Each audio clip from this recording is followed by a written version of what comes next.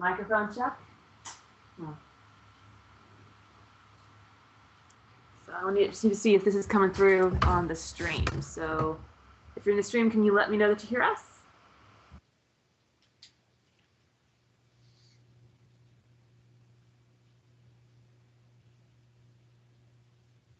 All two of you?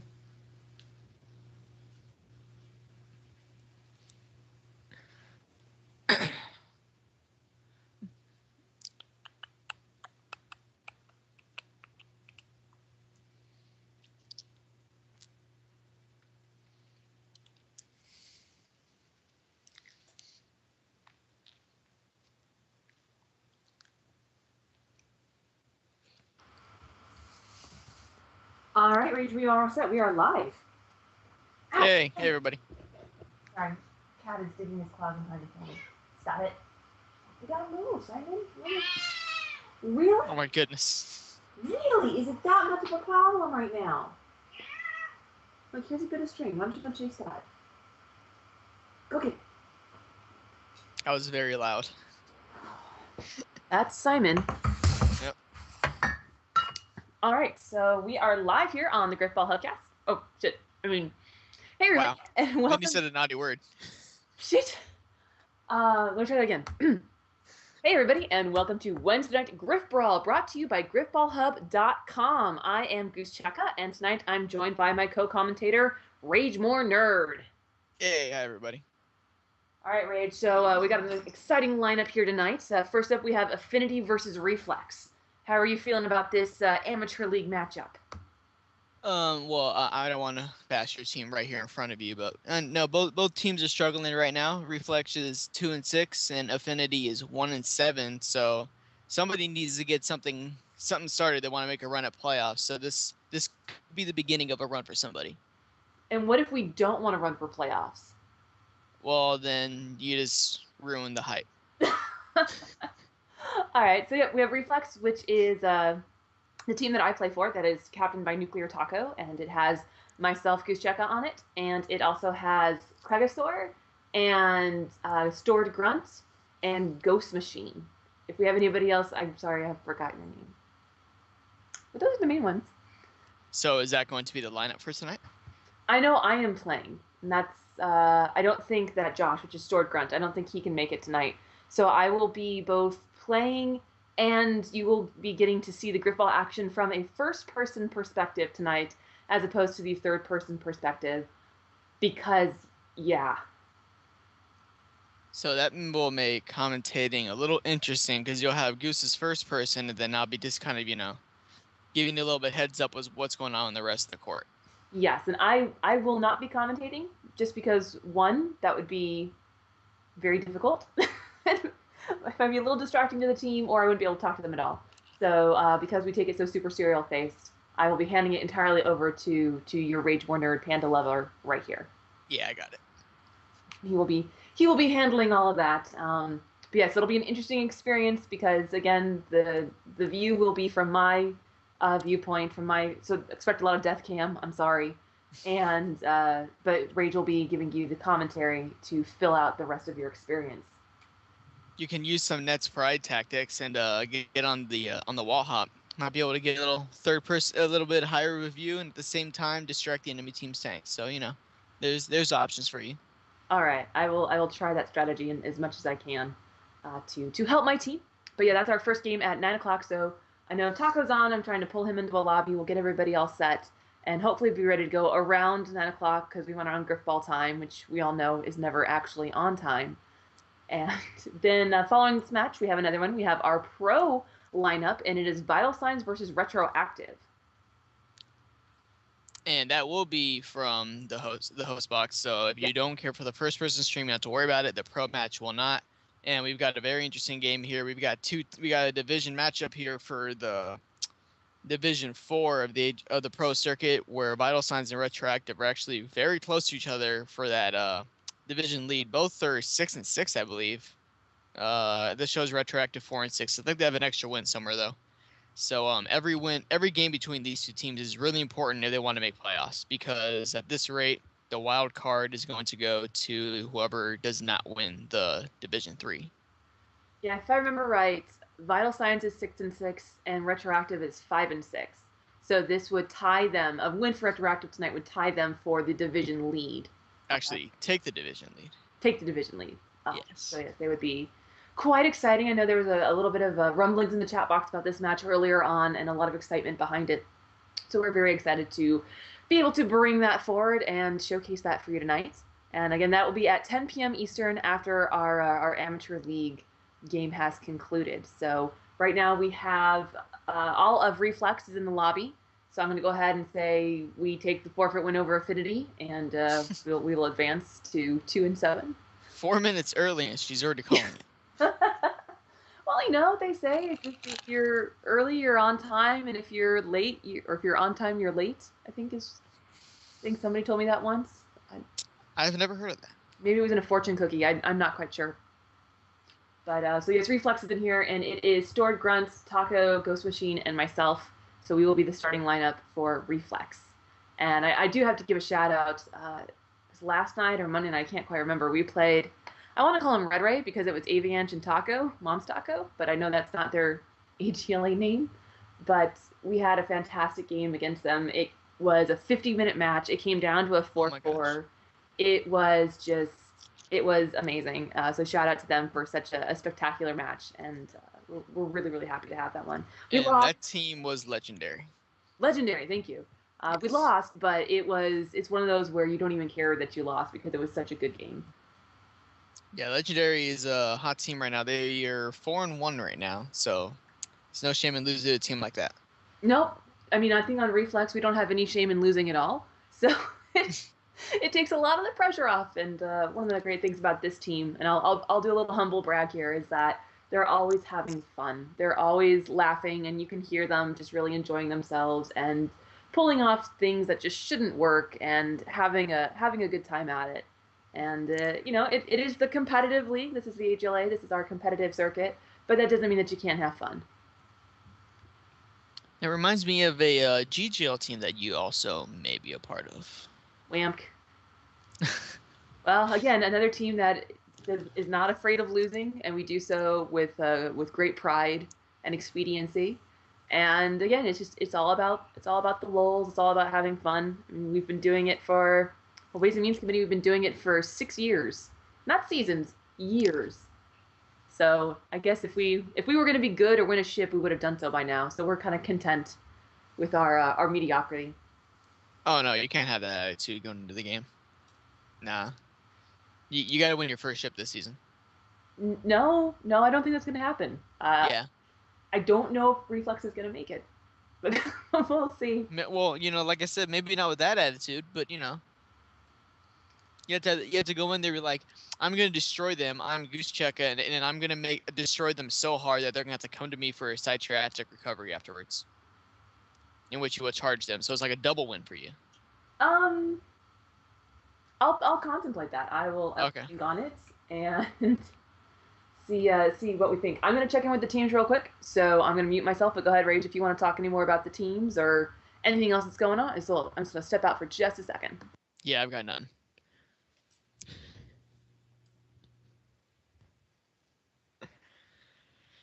If there's anybody in the chat box, though, you should absolutely get some predictions up because predictions are always fun.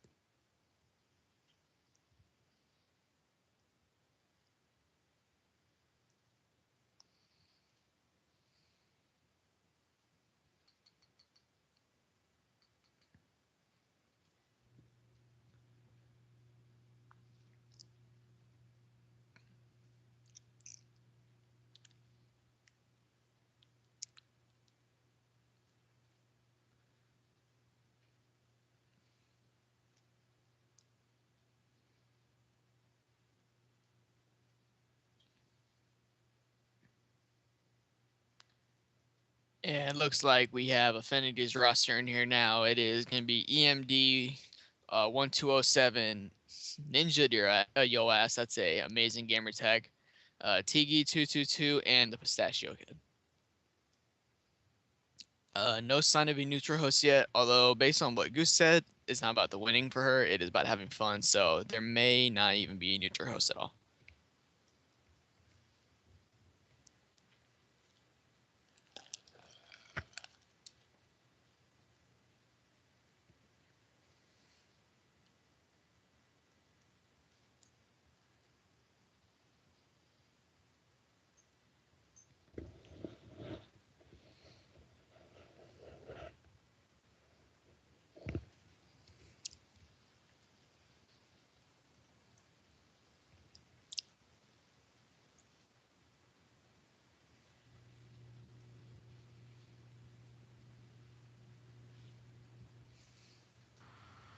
All right, so we are all set. You will be seeing the screen transition to the play screen and the numbers and the team names.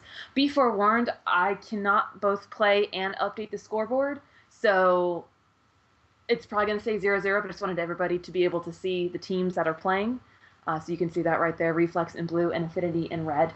And so we will be getting started again. I will be muting my mic, so it's going to be all Rage More Nerd doing your commentary, and you will be having my first-person perspective because Reflex needed me to play tonight in order to be able to have our full team. So are you excited, Rage? Are you ready? Are you super stoked? Yeah, I'm very excited. I'm really happy that I get to see the whole court, but nobody else does. Yes. I feel special. You are very, very special. So let's see here.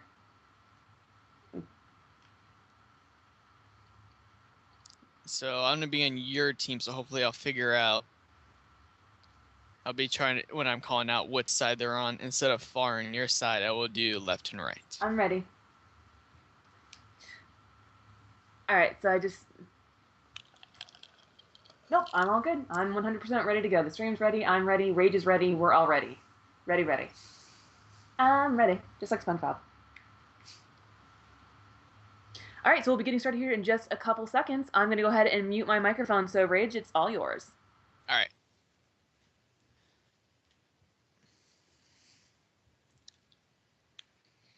So again, the teams are Reflex and Affinity. Neither one is having a very strong start to the season. Affinity is 1-7, and Reflex is 2-6. So both teams are in desperate need for a win. So let's see who comes out and wants that win more.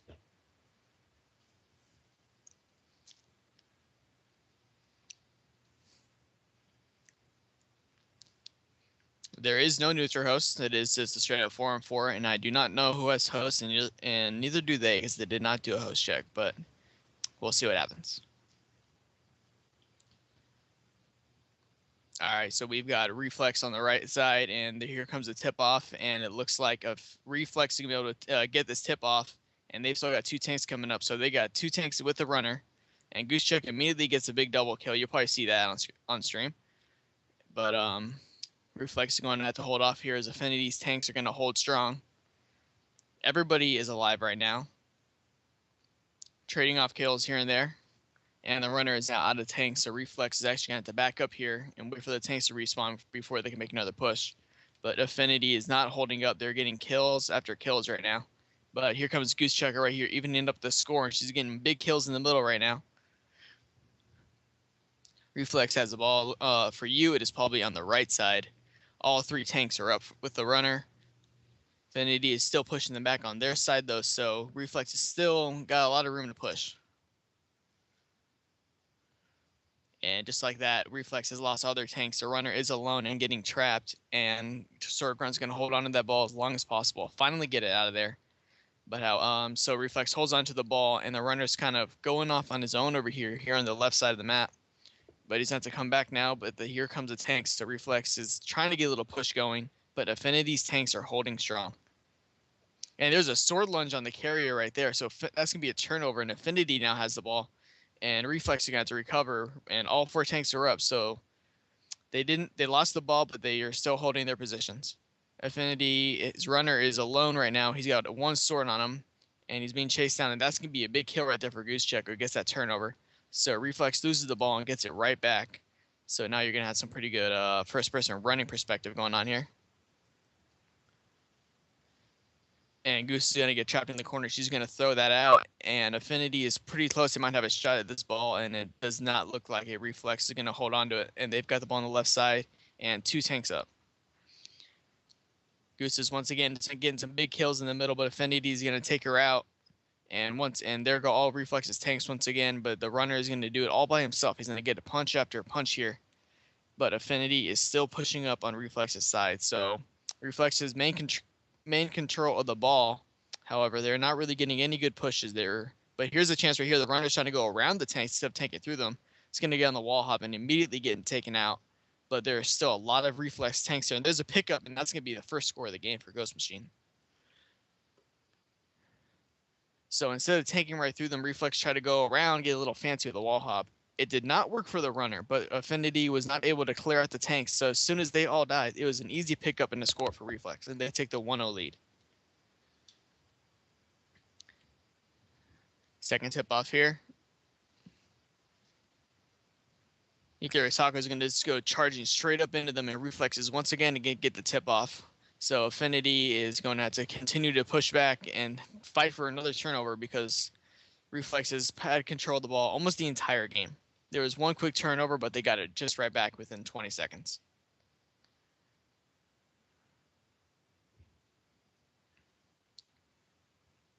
Reflex has all their tanks up on the left side of the map. 3 tanks trying to push in, but Affinity is going to immediately shut this push down.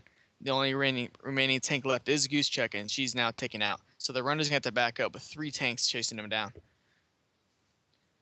Looks like it's Ghost Machine here in the middle that is doing some work, trying to keep some room for the runner, and he's going to get taken out. So Affinity continues to put pressure on Reflex's tanking line.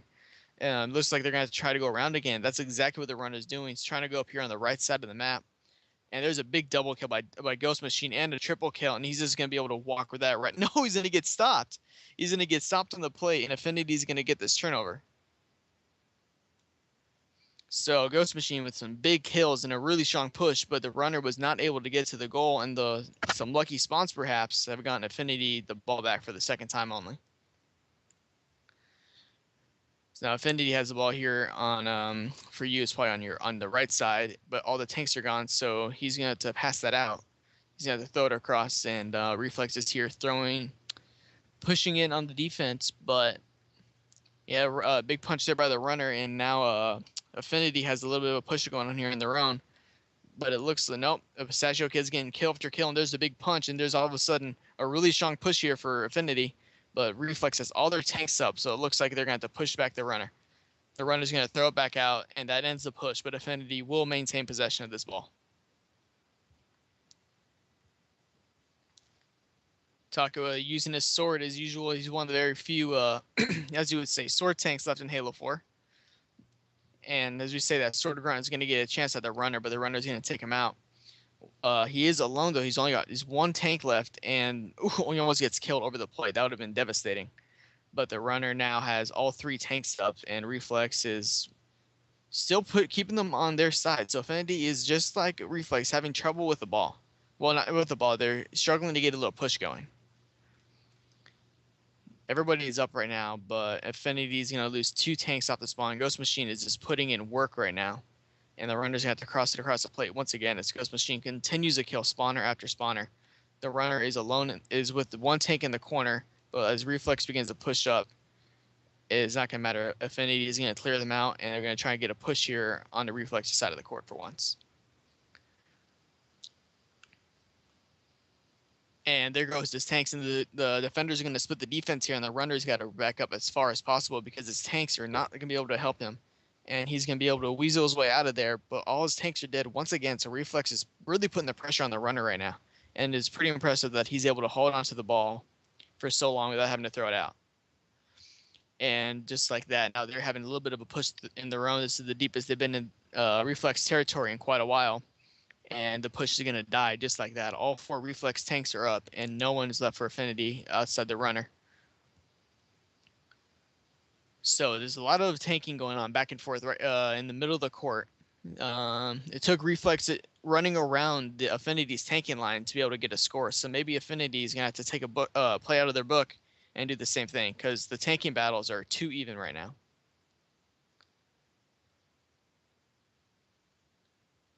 It is 1-0 with Reflex with the lead, and they do not have possession. However, Affinity has, and they're struggling to make a push here. They've had the ball for several minutes now, but they really have not gotten past half court more than a couple times. And here they're going to do it once again, but the runner is trapped in the corner. He's got 3 tanks on him, and they've got someone on the back wall. Actually, he's going to jump in. He's going to get taken out on the wall hop, but all the tanks of Reflex are dead. Affinity's actually going to get that easy pickup, so they're going to hold on to it. He's going to throw to the plate. Not sure that was a very smart idea. And Reflex is going to get an easy pickup and a turnover. So Reflex with the 1-0 lead and now possession of the ball. So Affinity is struggling to be able to get any kind of push, and when they try to make something happen with a little flash, it resulted in a pretty quick turnover. Let's see if Reflex can quickly turn the tables on them and get a 2-0 lead here. Sword Grunt has got some room here on the right side. Affinity has all 4 of their tanks up, however, so it doesn't look like he's going to have to wait for his reinforcements. You see Goose, she is on the back wall, actually. She's wreaking havoc. Nuclear Taco gets a couple kills, and there's a wide open goal, and Ghost Machine is going to walk it in for a 2-0 lead for Reflex.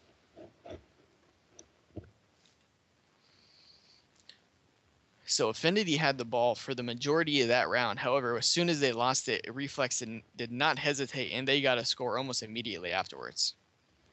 So Affinity has to be very careful with possession here because they're not scoring very quickly, but Reflex is scoring a second to get the ball. And Reflex is going to get the tip off once again, but the runner's going to go for a pro run and get taken out. Affinity now has the ball, so let's see if they can actually get a score on this possession. Ninja is over here getting kill after kill right now, and they got 3 tanks in the middle, but the runner is cut off between them and all the defenders. He's going to throw to the plate, but once again, there's nobody there. So that's two turnovers in a row for Affinity, trying to make something happen with the passing. So Reflex here has the ball on the left side. There is, of course, a Nuclear Taco friendly betrayal. And he's going to jump around. He's going to somehow get through all those tanks and avoid getting killed. And he's actually gotten himself more room to work with. He's going to go for the punch. He's going to get taken. He's going to get popped up, but he's not going to die. He survived that punch. And now he is behind all of his tanks once again. And Reflex is... No, their tanking line is still chilling right here in the middle. And here is actually Taco, and he's going to get another punch. So some aggressive running here for Reflex, and it's worked out for them so far. They've only turned the ball over once.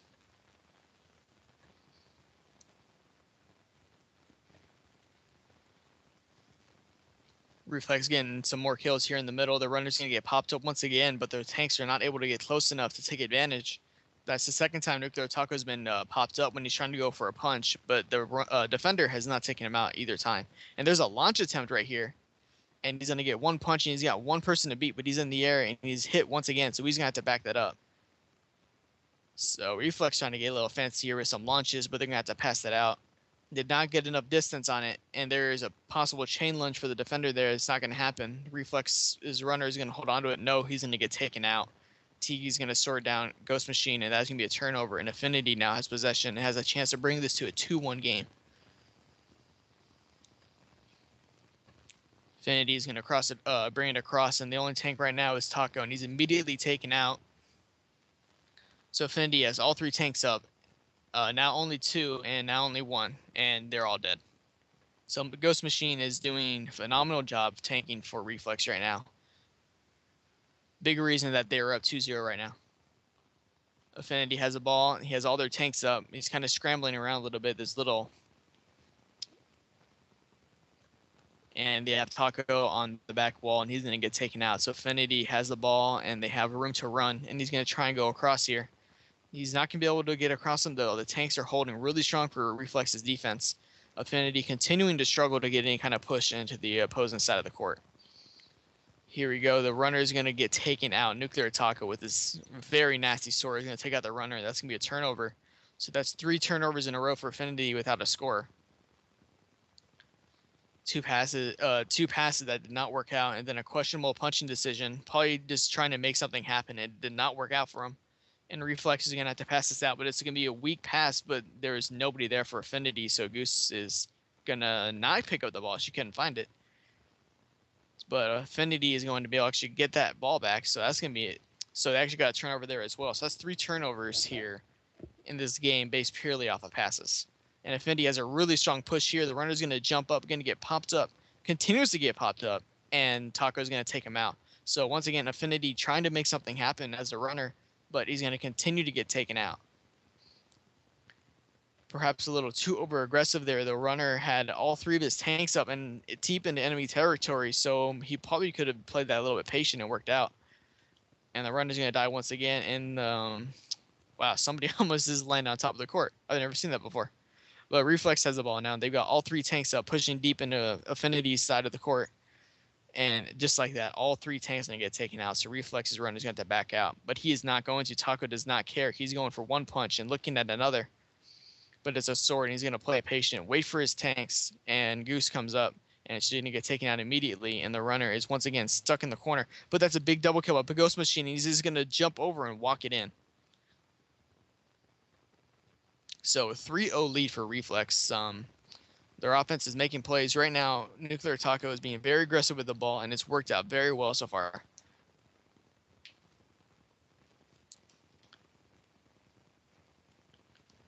So Affinity right now is 1-7 on the season, and they are down 3-0 in this game to the 2-6 Reflex. So they got to change something up because whatever they're going on right now is not working. Although they just did get their first tip off of the game, so that's a pretty good start. But Reflex is all right. They have 3 tanks in their territory, so Affinity's got to clear them out before they can make a push. Taco's going to make a charge at the runner. It's not going to happen though. All the tanks are going to get pushed out. Affinity is finally in the Reflex territory, and they've got someone on the opposite side here. See if they can make something happen, and the runner is going to sneak around a couple tanks and get popped out again.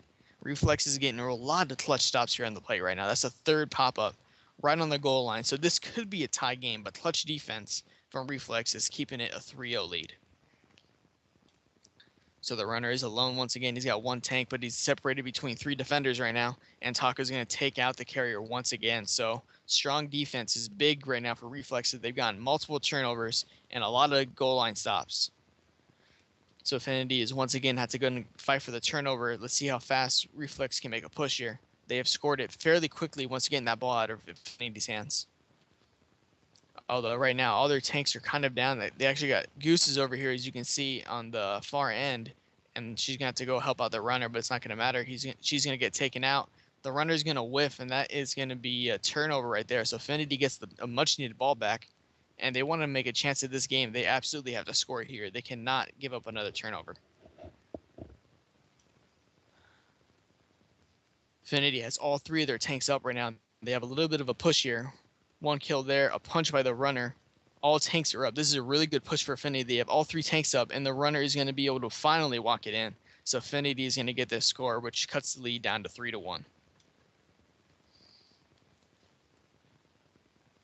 So Affinity tanking line finally breaking through Reflex's defense, and they are finally able to get a score out of it. But they are still 2 goals behind. They won the last tip off. Let's see if they can get it once more. And they will with no contest. They beat them there by an hour, and they immediately have another push here. This could be a pro one for Affinity if they can get around there, and he will. Pistachio Kid's going to get that score, and all of a sudden it's a 3-2 game. So after going down 3-0, Affinity has 2 really quick scores back to back, which is going to make it a really close game all of a sudden. One more tip-off coming up. Let's see who can take it out here. Reflex won the first 3, which is how they got their 3-0 lead. But Affinity has won the last 2, which has gotten them their 2 scores. And Reflex is going to come out with this one. So Reflex finally with the ball, but the runner is immediately pressured. 3 tank. He's got 1 tank left. He's actually going to get popped way high in the air. He's going to get away, but a sword is going to catch him from behind. This might be a turnover. Affinity might get it. No, Reflex is actually going to squeeze in there and pick it up. So they've got the ball in the corner. Actually might have a shot at the goal. No, Goose is going to simply going to play it safe and pass it out to Taco, who actually has 2 tanks with them right now. So they actually have their own little push. But both of those tanks are going to get taken out. So Taco is on his own. He's got 2 swords in front of him. And once again, he does not care. He just goes right for the wall hop and tries to be a little fancy about it. He's going to get stopped, but the ball's going to land right on the plate. And Reflex is not going to be able to get the score, but Grunt is wreaking havoc right now. But the carrier got launched so far away, it's not going to matter. And there's a shotgun attempt, of course, and it's going to work. Wow, what a play. So the shotgun there by Reflex, loving their launches as their second attempt. This one's going to work, however. It's going to get launched right over the tanking line and perfectly into the corner of the goal, which extends Reflex's lead to 4-2. So after blowing their 3-2 lead and bringing it into a one-score game, Reflex comes right back and gets a quick score, and now they are one goal away from winning their third game of the season. And looks like Affinity might get this tip off. Yes, they will, despite the 2-for-1 by Sword Grunt. And so Affinity is going to move up here to use Plugging Me on the right side, trying to run around the runners, but Nuclear Taco is going to get another carrier kill. That is at probably about 5 for him this game. He has just been the runner's worst nightmare today. He's going to throw it across here to Grunt, who's deep on their side, and it looks like Goose is actually going to come up and pick up the ball. Affinity's tanking line is holding strong right now. Teams are just trading kills pretty much. Taco's got a little room here. He's actually going to get taken out immediately. So Affinity's defense holds. Goose is going to get one punch, and here comes the tanks just in time to save her out. Taco getting a couple kills here in the middle here. So right now the teams are just trading off tanking kills right now. You're getting some first-person running right here. Goose is alone though. She's gonna have to get this punch, and she will. She's gonna move up here and along the right side, but the only tank is behind her, and she's gonna have to actually go ahead and take out that tank all on her own. She's got 2 tanks in front of her and 1 on the far side, so they might make something happen. Although Taco is immediately taken out, and so is Sword Grunt, which leaves just Ghost Machine, who has done absolute tanking. He's just been the best tank in the game so far. He's just gotten a lot of multi-kills here and there that have led to good scores. And it looks like the runner's actually going to sneak around the tanking line here. They got 3 players behind in the play, but it doesn't matter. They're going to catch up. They're going to get that kill on the carrier. So this might be a turnover, and it absolutely is a turnover. So Affinity is going to get this ball back, see if they can cut this lead back to 1.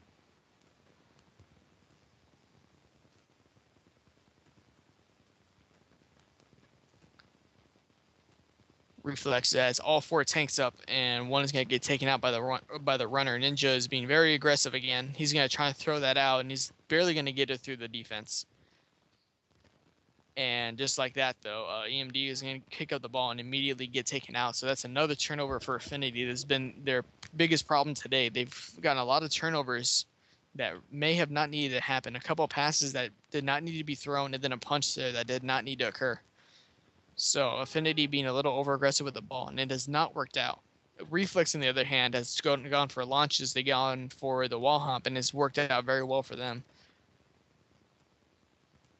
And once again, the runner constantly trying to go behind the tanking line. You got Goose on the far side, away on the opposite side of the court from the runner, who has 1 tank in front of him. It is Ghost Machine, and here comes Sword Grunt. So the runner has 2 tanks in front of him as Goose gets taken out. But Affinity is once again going to hold strong.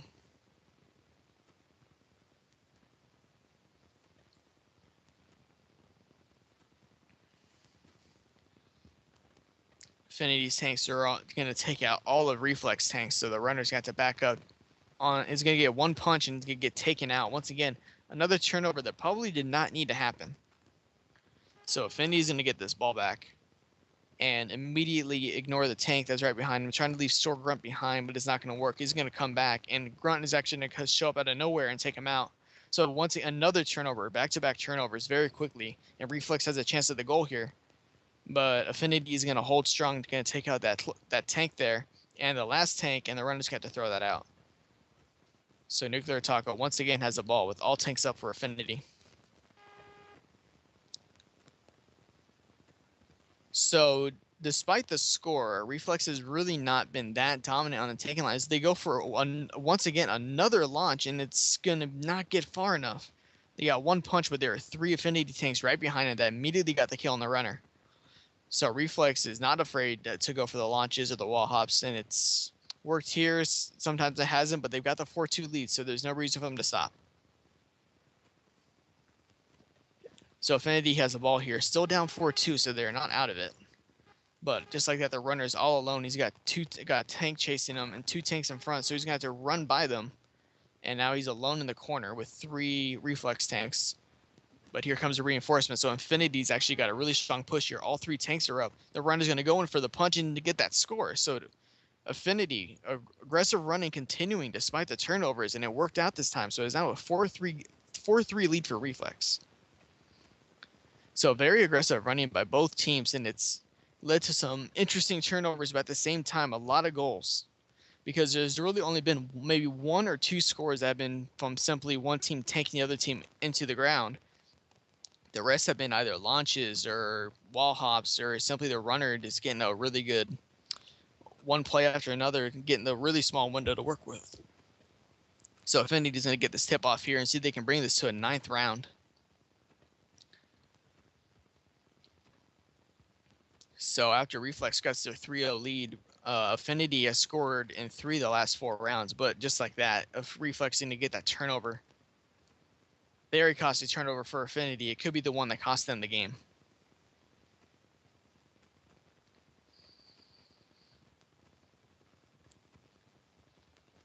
Reflex is going to clear out all the enemy tanks from Affinity, and they're going to finally get to half court. The runner has 2 tanks in front of him. Ghost Machine continuing to be a monster this game, but he's going to get taken out here. All 4 of Affinity's alive, but the runner doesn't care. He's going to jump over, get a punch, another punch. Oh, he's going to get stopped. Oh my goodness. That was the 3rd tank there that was able to get the stop on the carrier.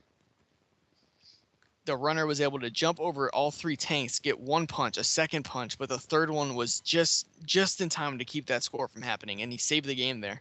And Affinity once again has a chance to tie this game up 4-4.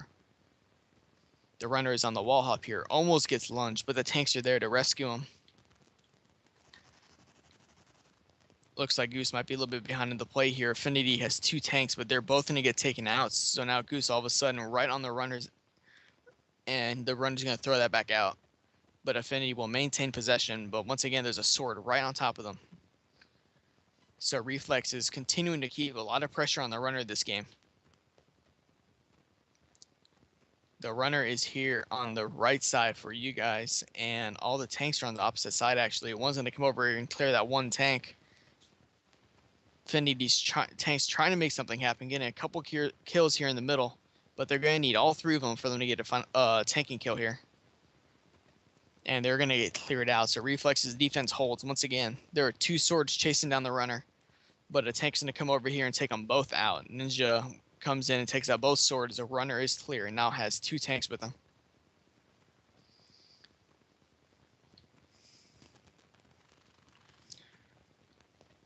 So a lot of trading off kills right now. This is going back and forth. There's really nothing going on for the last couple of minutes since Affinity's gotten the ball. But they're trying to change that right now. The runner's here with 1 tank, and there's another tank on the far side, but Grunt is going to end that chance immediately.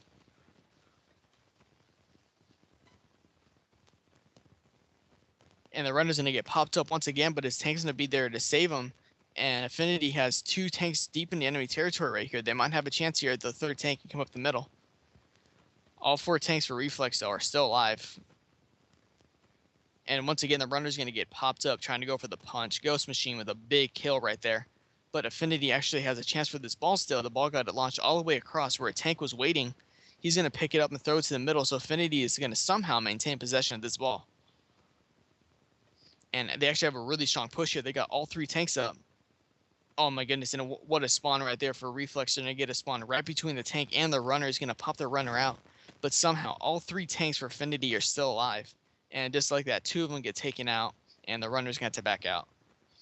So what could have been the game-tying score there, thwarted by one of Halo 4's infamous ridiculous spawns. And the runner's going to continue to keep backing up here as tanks are pushing on him. And his tank's going to come over here and take out those swords chasing him down, so his side is clear. So Affinity coming to life here in the taking battle. They're definitely out-tanking in the last couple minutes, and it might lead to a score for one. Finally, no, they're going to get taken out. The runner, once again, does not see the tank, and that's going to be another turnover right there. So Reflex, looks like there's Goose Checker who got that kill. You can see better than I can on the stream. So Reflex has a chance here to end this game despite giving up 3 goals after a 3-0 lead. And the runner's going to get launched over, and it might work. No, he's going to throw that out. A little high. Sword Grunt was not able to get that pass. But they will maintain possession, and Affinity has all their tanks up still. So Reflex loves to play fancy, and it has definitely worked out more often than not this game, but not enough yet because they still need to get one more goal to get that win. It is a 4-3 lead for Reflex right now. Ghost Machine for Reflex has 3 of their 4 scores, with Nuclear Taco with the other. Pistachio Kid has 2 goals, and Ninja has 1 for Affinity. And here we go. We have Reflex with 3 tanks pushing in, 2 tanks now. And there's a betrayal for Affinity, and Taco's going to get 1 kill. Not going to get the last one, and the runner's going to get taken out there. So again, another questionable decision by the runner that leads to another turnover.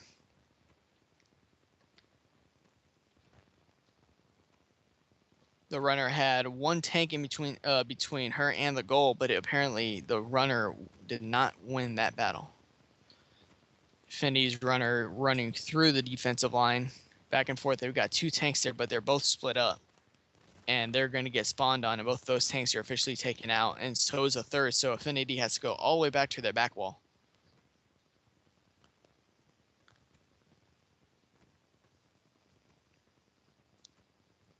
Once again, Affinity's tank is getting spread out from his defenders, and if Reflex's swords are able to split right through the defense, having the runners chase the defenders just chase right through the defense. Well, that didn't make sense at all. All right, so Affinity is going to clear out their side of the court here. They've got 2 tanks up, make that 3, and the runner in the middle going for a punch here. But Reflex continues to hold strong. So Reflex's defense has been the absolute MVP of the game. They've gotten a lot of goal line stops, and I'm not giving up a lot of chances here for Affinity to get any kind of tank in. But here's a runner's being chased down by Goose, and the tanks are gone, so the runner's going to have to throw that back out. So Reflex now has all their tanks up and are pushing Affinity back in their back wall. And they're just trading kills right now, so that's actually going to work out better for Affinity to get those tanks off of their spawn. And he's going to throw that forward, it looks like. Interesting move right there, and it's not going to work out at all. That's going to be a turnover right there, and Reflex is going to pick that up. So another very interesting way to lose possession of the ball right there for Affinity, and now Reflex has the ball on their back wall with some pressure here by Affinity's tanks, but they're all going to get taken out via Nuclear Taco. Except for EMD, he's going to jump over that tanking line and take out the runner. And the ball's going to get thrown all the way across, and Affinity is going to pick that up. So the defender is able to sneak right through the tanking line and take out the runner. That was a very impressive play. But just like that, if Reflex going to get that ball right back, they're going to pick it up and they're going to throw it back. And the ball's alone in the corner. They're going to have to do a little rush for it. And Reflex is going to come up with it. The runner is alone, 3v1, trying to go for the plate. It did not work out at all. The defense was there and ready. And Affinity once again has the ball with a chance to tie this game up 4-4. Reflex has a 4-3 lead right now.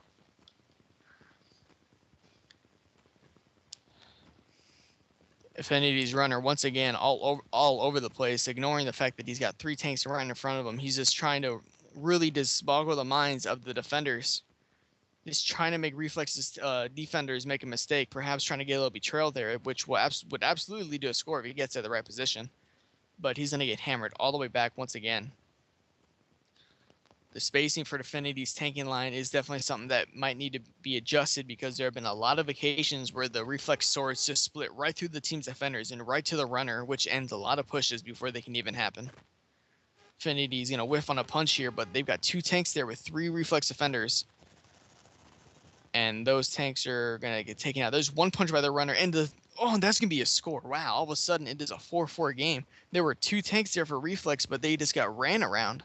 So once again, more aggressive running leading to more scores. And we all of a sudden, that 3-0 lead that Reflex has is now a 4-4 tie. So this is it, 9th round, 4-4, winner take all.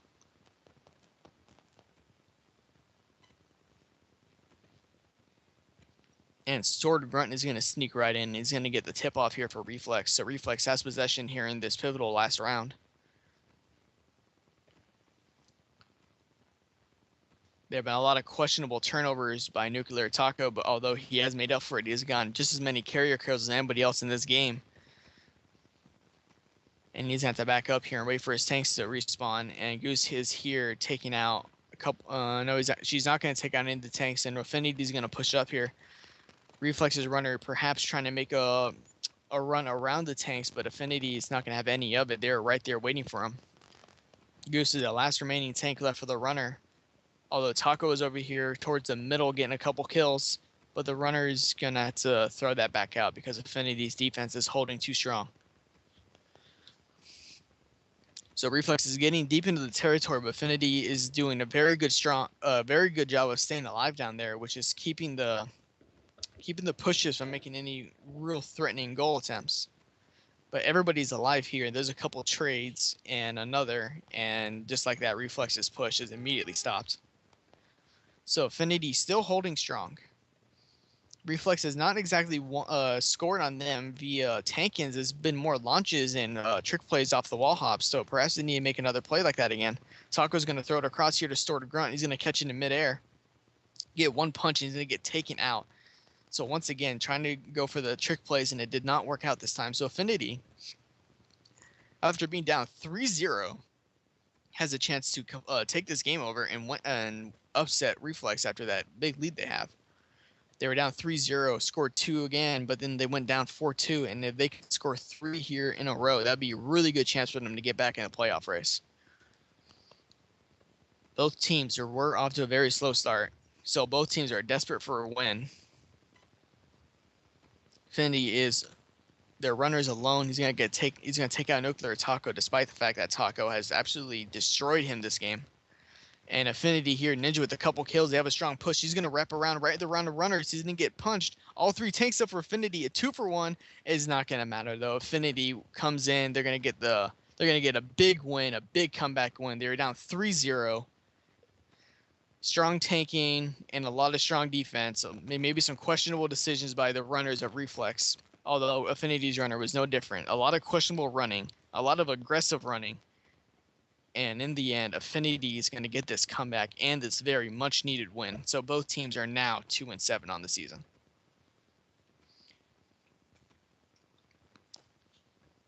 Where I don't know if you can see the stats yet or not, but Pistachio Kid with a big fat plus 42 on the game, absolutely dominating the KD spread. His teammate EMD there plus 17 on his own, and Ninja and T both negative 11. For Reflex, Nuclear Taco -3, Ghost Machine -8, Goose Check and Short of Grunt both dropping -30 plus.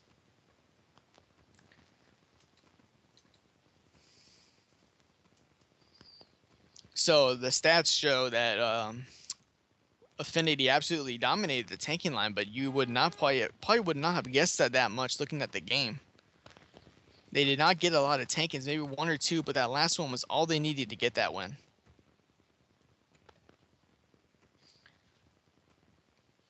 Game lasted 31 minutes and 8 seconds. Rage, I think I'm cursed. You're cursed? Because every time Reflex plays with me, we lose. The 2 games that Reflex has won is when I wasn't there, and now I feel terrible. It was a good game. It hurts. Oh, that hurts. It was a good game. It was a fun game. There was a little bit of everything. You made it exciting. You had some launches. You had some wall hop plays. There were some questionable passes, but passes all the same. Oh, yeah. I mean, there's no doubt that it was a great game. I think I like commentating 4-4s better than playing 4-4s, actually. Yeah, you got that 3-0 lead. All of a sudden, it wasn't looking to be a very exciting game, but nope, it's the big time on the stream, and of course, it had to be a good game, so it had to go down to the 9th round, and that's exactly what everybody loves to see. Yep, well, that's it for our AMA game, so GG to Affinity, and of course, GG to Reflex, still the #1 team in my heart. Yep. And we've got a couple minutes here before our next match, which is Vital Signs versus Retroactive. Just a couple? Yeah, I mean, because it's scheduled at 10, but always, I try to get people in early so that we can do host checks and actually start at 10. Probability of that happening is not the greatest, but we try. We do try. All right, let's see. So who is the captain of Retroactive? Retroactive is captained by the Alpha Turtle. Alpha Turtle, okay, and the captain of Vital Signs? Vital Signs, that is Infinite Rain. All right, well, let me see if I can send an invite to Alpha, and if they... I can get Rain. Oh, perfect. Thank you so much. And looks like Retro is scrimming Pro Run right now. So they may be slow to join. Alright, so let's see here. Alpha Turtle. The Alpha Turtle. I always forget the. Yep, I always try to put spaces in it.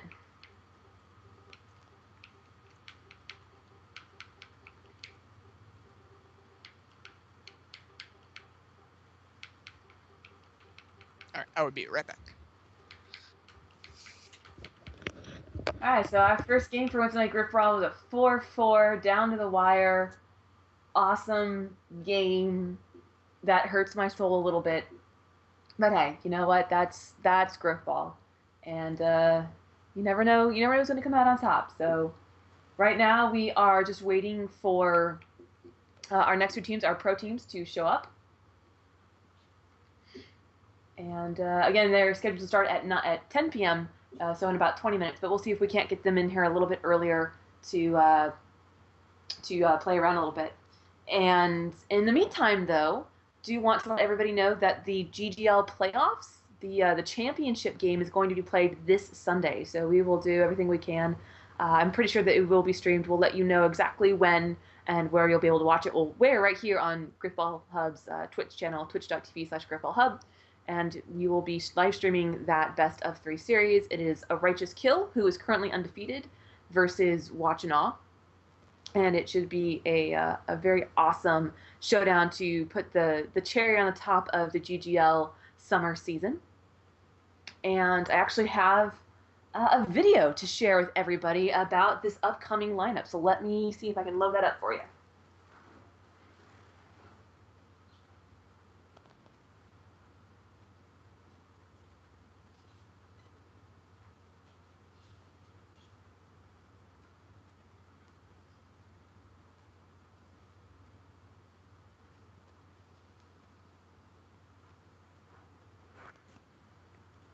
Well, it appears I don't actually have it, so why don't I just roll a highlight reel, and we'll pass some times, and then we'll be back and talk a little bit more about tonight's match.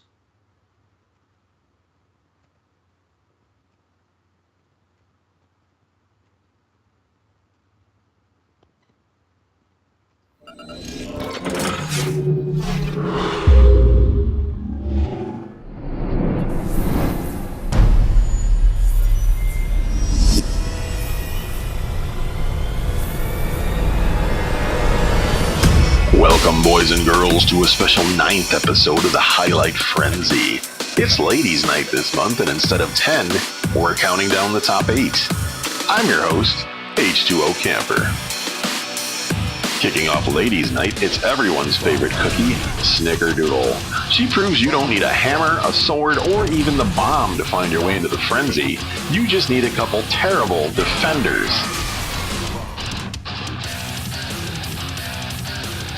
At lucky number 7, it's PMS Halo leader Overreacting. She has one request. She'd like you all to be very, very quiet. She's hunting Grifballas.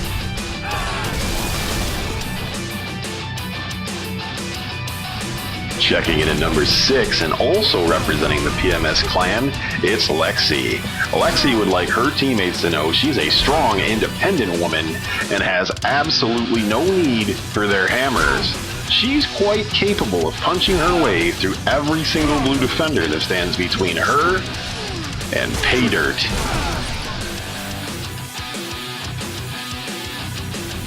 At number 5, it's Crazy Dog 10, not to be confused with Big Brother, Nuclear Taco. After absolutely embarrassing the Red's runner and yoinking his bomb, she's going to slap one more Red and enjoy the scenery on her way to an easy score. At number 4, and representing European Grifballers, it's Kirsty DeLacy. She has a very large hammer, and she's not afraid to use it, as she puddles the face of one poor blue after another. Kirsty is unstoppable, racking up boatloads of multi-kills, and more importantly, clearing a huge path for her runner to stroll through and score the bomb. At number 3, it's GrifballHub's own Goose Checka. With her trusty sword, Goose stabs the Red runner, confiscates his bomb and pwns another red's face. Goose gathers herself and charges in for what looks like is going to be a pretty easy score. But wait, that's not supposed to happen. And neither is that. We'll pretend we didn't see it. After surviving a near-death experience, Goose retaliates and pummels one red, one more for the double, one more for a triple kill, and finally the score. Debuting at number 2 and pummeling everything in blue and red which stands between her and the bomb, it's Hootenanny. With bomb in hand, she crouches and disappears from radar. Now wait, they can see her. Time to back off, gather herself, and make one more push towards the goal on the left. The blue defense fails as she leaps in, stiff arms one, and gives another a free ride to the goal. In the top spot this month, it's PMS Night Owl. Ever have one of those games where it's 2v4 thanks to quitting teammates? Yeah, so is Night Owl. After her teammate dies trying to be the hero, she does the smart thing and defends the bomb, allowing her teammate to respawn, get back into play, retrieve the bomb, and eventually fail again. No worries, Night Owl's got this.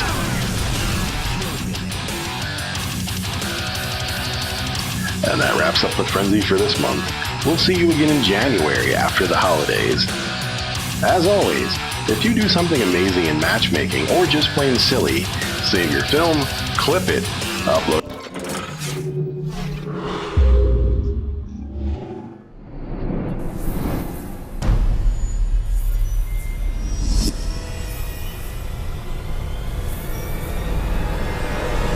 Hello once again and welcome to episode number 8 of the Highlight Frenzy, brought to you by GrifballHub. We've got a lot of new faces this month, so let's get started, shall we? I'm your host, H2O Camper.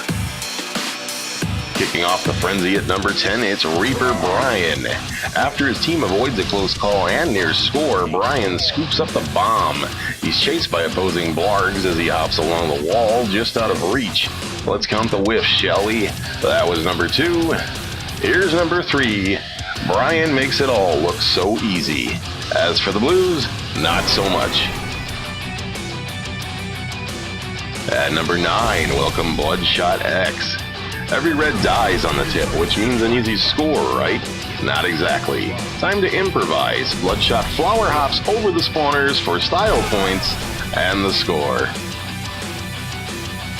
At number 8, it's Strike and Ginger, who prefers not to mess around and waste no time pummeling every single blue for an extermination, a killtacular, and the score.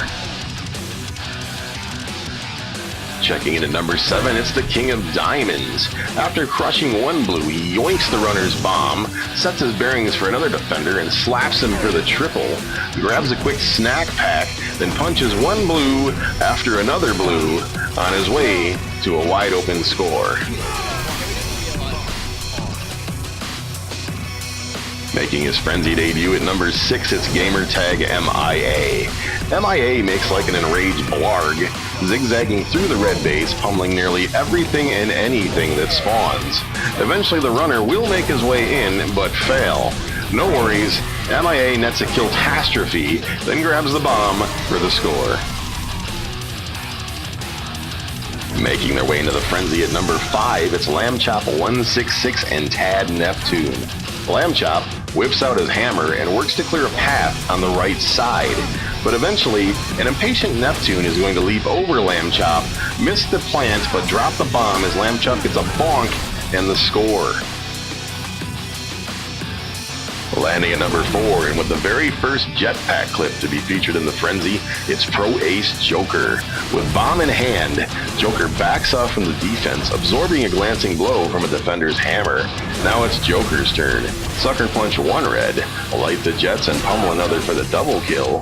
One more will make a triple. Might as well go for the overkill. And the killtacular. Now he's just going to jet away, evade the remaining defenders, and eventually he's going to score the bomb.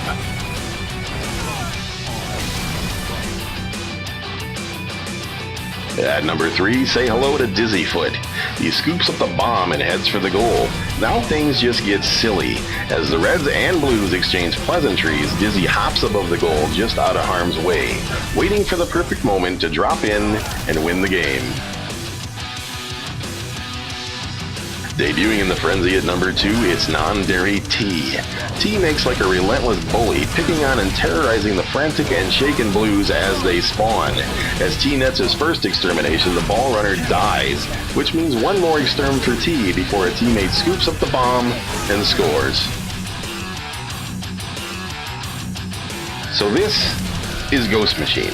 He's not paying attention, much like this guy. However, what he is doing is randomly mashing buttons while he does his homework.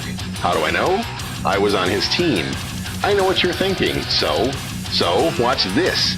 Clutch textbook and unintentional assassination, courtesy of our number 1 hero, Ghost Machine. And that's the frenzy for this month, kids.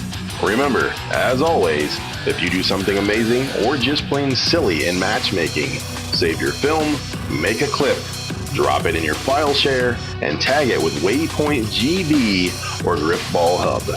See you next month, and remember, don't stat pad.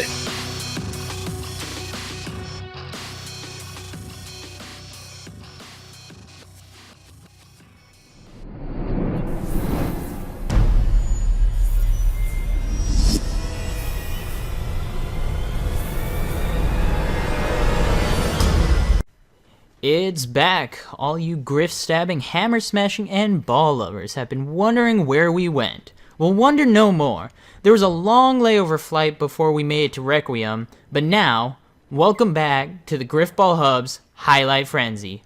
H2O Camper is stuck in a dream of hammering griffs, so I'll be your host from now on, Pro Ace Joker. So let's get this frenzy on the road. Coming in at number 10, we have D Devil Duck.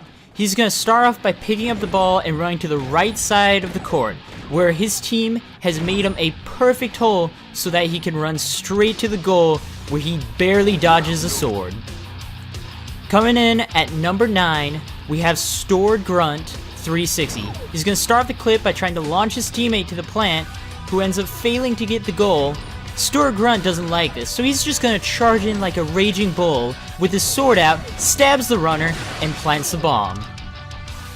Now coming in at number 8, we have Elves Shane. He starts off by stopping the runner right before his goal, turns around, gets a double kill with his hammer, picks up the bomb, misses a blow from a blue, jumps over another blue, walks on top of the head of a third blue, then gets the blues to kill themselves as he just walks in and plants the bomb.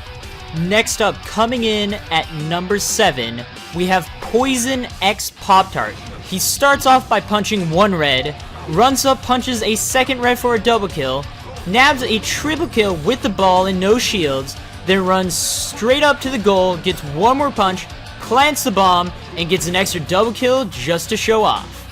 Coming in at number 6, we have none other than myself. I pick up the bomb and get trapped in the corner. So I jump out of the corner using the blues hammer. I then head to the center of the court where I start heading towards the goal. I see all the blues down there, so I decide to get behind my tanks. Then I decide they're going a little slow, so I jump over one blue. I then get a punch on the second blue, hit a random air assassination out of nowhere, and get an open goal.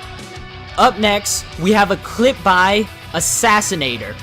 He starts off by destroying one blue. He then runs down to stab the runner, gets the ball, jumps over a blue, tosses it to another blue, stabs him for stealing his bomb, punches a third blue, scores, but he's not done yet. He also gets one kill for an overkill and a second for the kill tag. At number 4, we have myself again in the same frenzy. This time, I decide to get 2 quick kills and a betrayal.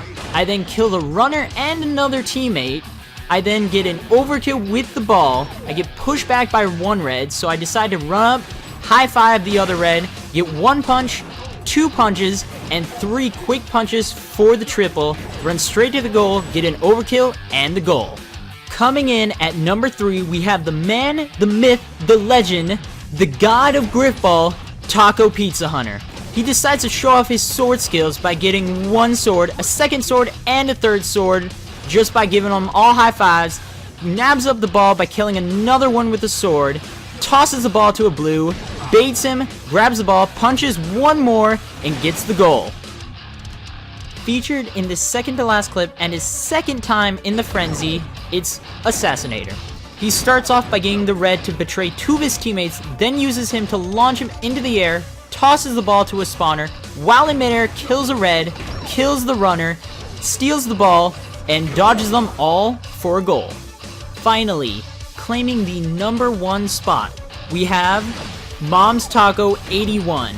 He's trying to hunt down the runner, but all these blues keep spawning in his path, so he ends up getting an overkill and a kill tag before his own teammate kills the runner. He steals the ball from him, then plants it, but he's already got bloodlust in his eyes, so he continues to get a Kilimanjaro, a Killtastrophe, a Killpocalypse, and a Killionaire. And in all this time, it allows his teammate to get the ball and plant one more time. And with that, we conclude the first ever Halo 4 Highlight Frenzy. I know many new games and consoles are coming out, but please remember to stay active and fit by playing the sport of the future, Grifball. And if you do something amazing, cool, or just funny while in a game of Grifball, please send it to us by putting them on your file share and tagging your clips with GrifballHub and Waypoint GB. Or if you want to make sure we get your clips, send the file share link in an email to highlightfrenzy@live.com. Also, check out GrifballHub.com and follow it at GrifballHub and at HighlightFrenzy on Twitter to stay up to date on Grifball news and more. And above all, remember, Grifballers, stay smashing.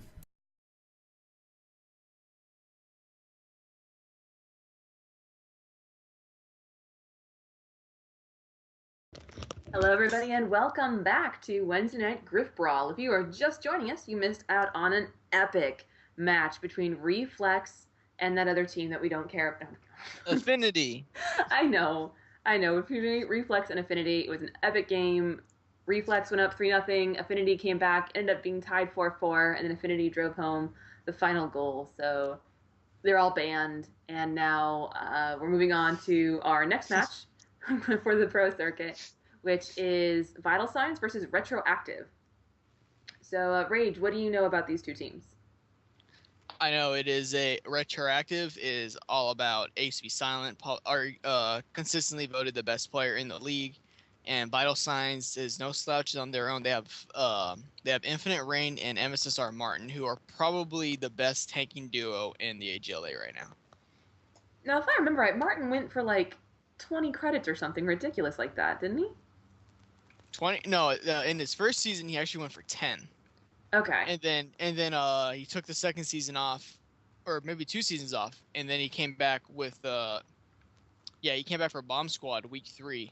Before bidding, he all of a sudden became ridiculous as a tank, and he's been a top tier player ever since. Maybe what I'm thinking of is I remember on his sign up he said he played 1 to 2 seasons. Maybe that's. Yeah, I don't know why he did that. He's a liar. We should ban him. Like, that's not right. So him and Rain on their own are like, I think Vital Signs statistically is the second best tanking team in the league behind Hybrid Theory. So they are absolutely putting up the big stats, and they're going to be the ones who are going to have to be able to win this game over Retroactive. Oh, it looks like we have a turtle in the lobby. Yep. Let me just check in. Yep, hey Alpha, we're here. We're just talking with all the lovely people in the chat box and waiting for you guys to bring your teams in. Right? Okay. Oh, that awkward. All right, I'm going to invite Rain and Martin. Oh, wait, that's not Martin. That's Reactive Winter. All right, so the teams are assembling. Right now we have Alpha, Rebs, Ace in here, representing their respective teams. And looks like there's Noplex. Yep. So that is Retroactive's lineup right there. All right, so there is a Retroactive starting lineup. Again, Rebs, Alpha, Ace, and Noplex. So right now we are just waiting on Vital Signs. So this has been, I don't want to say the go-to roster because I know Meadow World War is also a player on Retroactive, and he's a really solid tank, and he fits really well next to Silent. But Noplex with his really good defense, he anchors the team pretty much. Alpha and Rebs have actually done a lot of trade-off on their running, so there's no one on this team you can slouch off on. And it is very difficult when you always have to have 2 players on Ace because he's just completely ridiculous. Yeah, having to double team somebody, sometimes it's necessary, but it makes life so much more difficult than you'd ever wish it to be. I don't think I've seen a lot of streams with Ace so far, and I don't think I've seen a single time where he gets on your plate and they do not score. If he gets on your plate, it is over because he will not die and you will not be able to stop the runner because he's a brick wall. He's a brick house. Oh my gosh.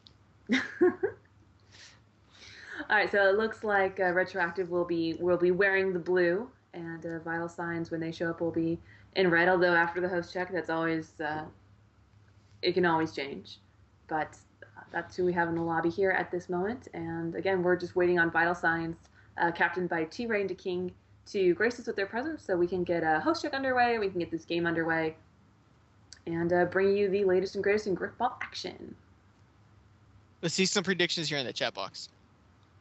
I'm going to predict. Oh my goodness, I might have to depend on host. Now, you know what? I'm going to go with Vital Signs here, winning 5-4, probably 5-3. Okay. And then just to be contrary, I will go with Retroactive. That way we can cheer on our respective teams.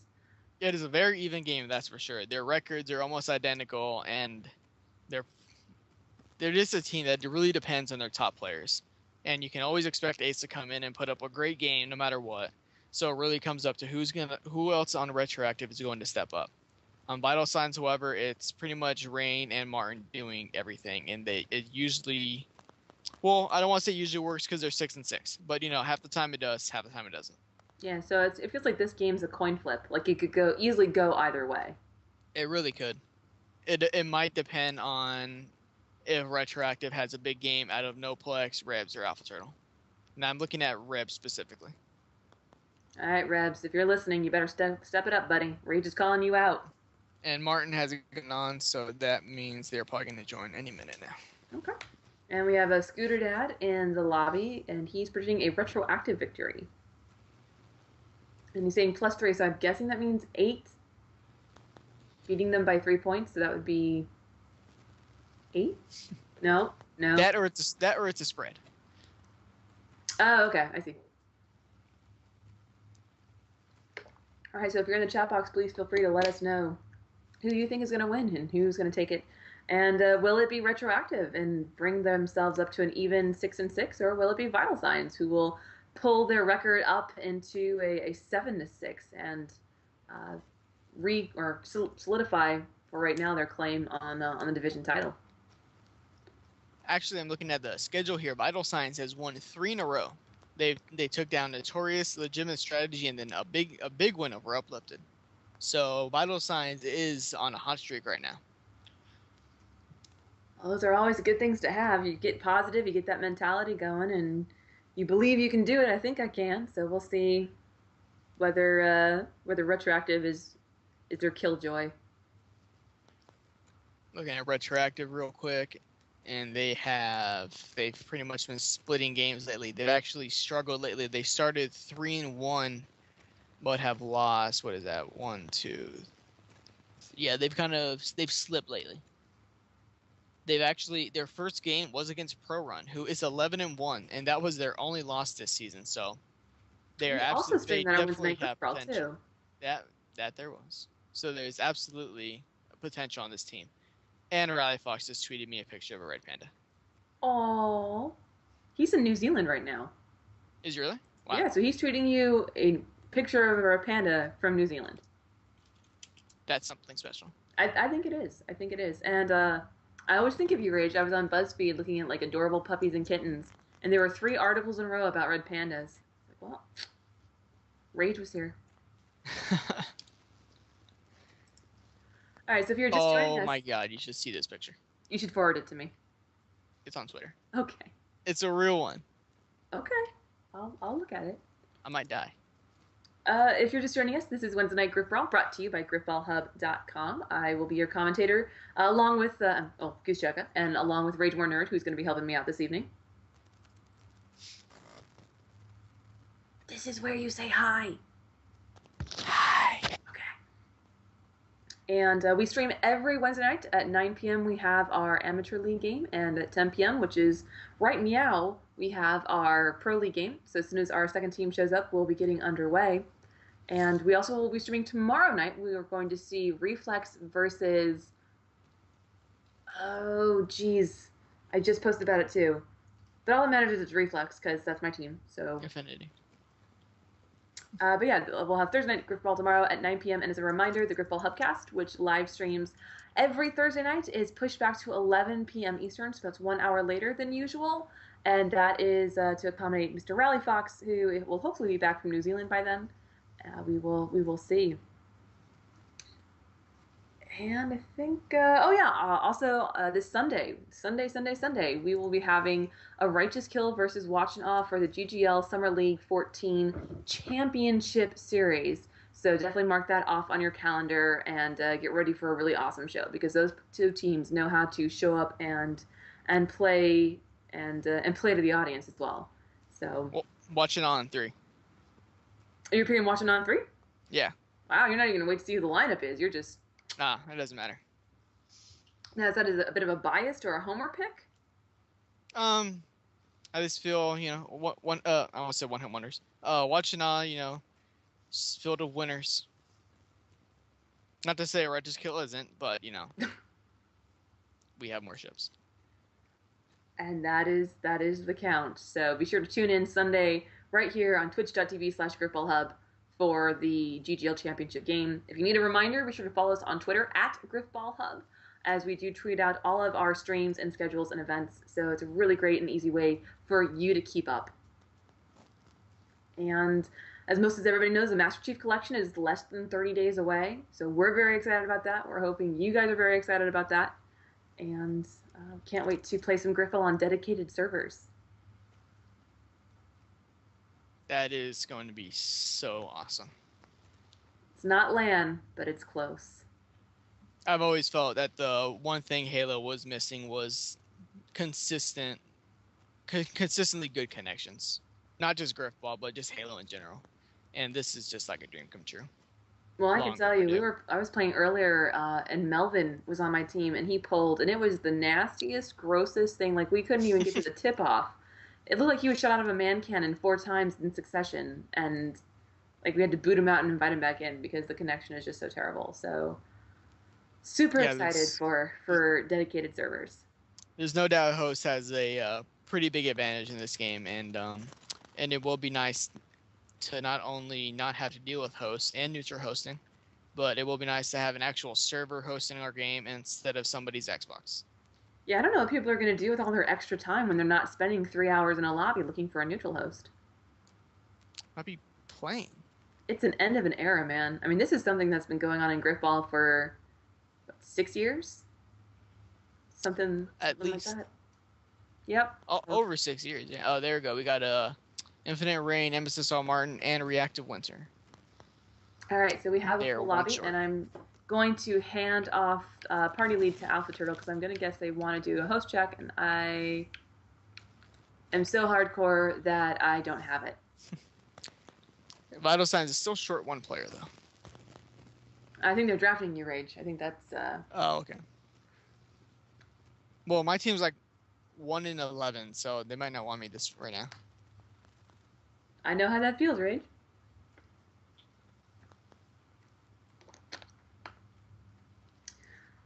All right, so we are just going to wait for the last member of Vital Signs to show up. But as you can see right now, and hopefully on the screen and in the chat, you'll be able to see that for Red Team, which is Vital Signs, there is Infinite Rain, MSSR Martin, and Reactive Winter. And for Retroactive, we have Ace, HP Silent, Noplex, Alpha Turtle, and Rebs.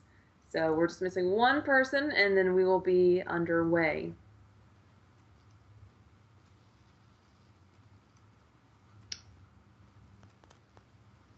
So if you're still a Scooter, if you're still having problems with your picture, you might need to refresh the page. Twitch can be kind of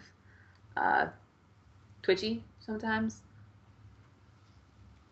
Where's that Amazon money gone? I don't know. I don't know.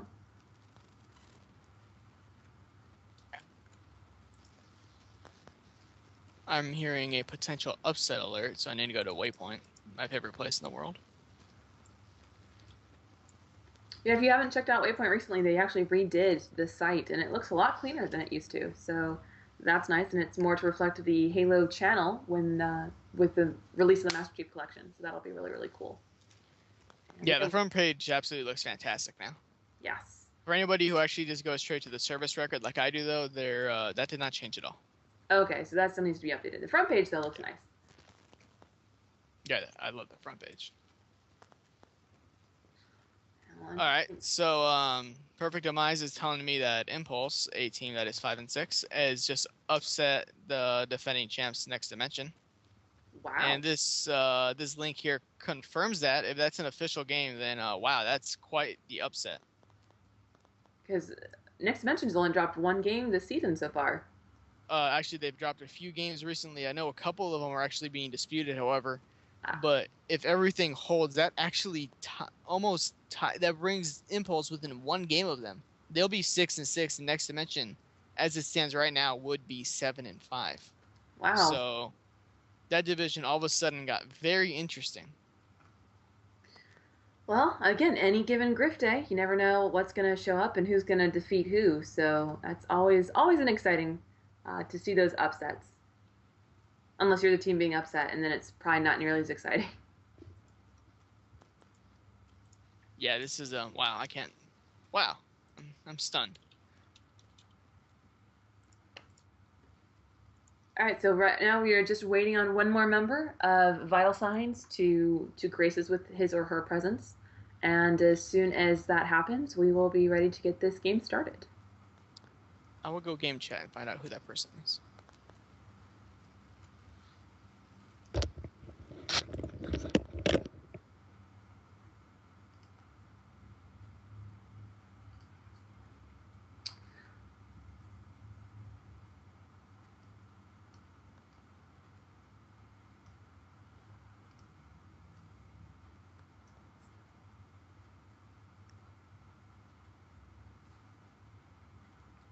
So we certainly hope that you are enjoying your Grifball evening with us. We certainly enjoy having you guys here. And as always, we thank everybody who comes out and supports Grifball and GrifballHub. If you haven't already, be sure to hit that little heart button that you see underneath the live stream. That's our subscriber button. It lets us know how much you love us, and it means a lot to us when you guys are able to do that. So thank you as always for your continued support of Grifball and GrifballHub. We love being able to bring you the esport of the future here today. And bringing you all up to date on the latest and greatest in Grifball news and entertainment. So again, every Wednesday night we do a live stream at 9 and at 10. We have 2 games. We go back-to-back double headers. And then on Thursday we have another live stream at 9 p.m. So tomorrow it's Reflex versus somebody else whose name is escaping me. I'm so sorry. And then at 11 p.m. on Thursday, so that's tomorrow at 11 p.m., we have our weekly podcast. So if you've missed out on anything in the community, or any Grifball news, or even some Halo discussion sometimes, we cover that in full. So those are some of the wonderful activities that we have going on the site. And right now, it looks like General Bourbon has joined for the 4th for Vital Signs. And we're going to run a quick host check, make sure the connection is smooth, and then we'll be ready to go. Bourbon is our potential neutral host. Oh, he's the neutral host. Vital Signs may very well be pulling in an amateur sub. Bourbon is actually on Pro Run, who is, of course, 11-1, so I'm sure he's pretty happy there. Yes, I don't think he's looking to switch it up right now. Yeah. And I also hear that H2O Camper's Xbox officially died, so I think his season is over for Pro Run, so Bourbon is probably looking to get a lot more playing time now. Man, it's just like in any sport. There's casualties. And Bourbon's gonna pull. Oh, Apple Turtle's not even in here. That's why. Excellent. All right, so we've got our neutral host.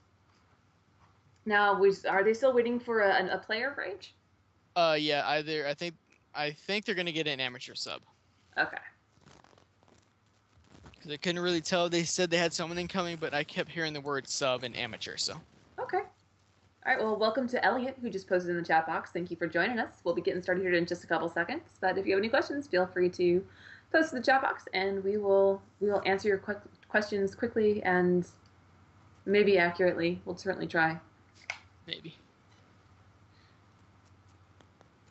All right, so our host check is good. So General Bourbon has pulled, provided that Alpha Turtle has left. So Alpha Turtle will have to join after the game, and it looks like they will be pulling in a sub from the AMI division to round out their team for the night.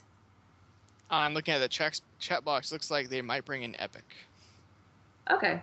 Now they give me back to party lead, so I'm guessing they want me to wait until Epic gets in here. That or whoever had it doesn't want it.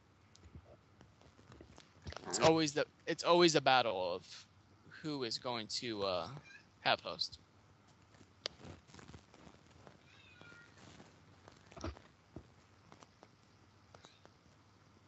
I'm gonna check in with the teams real quick.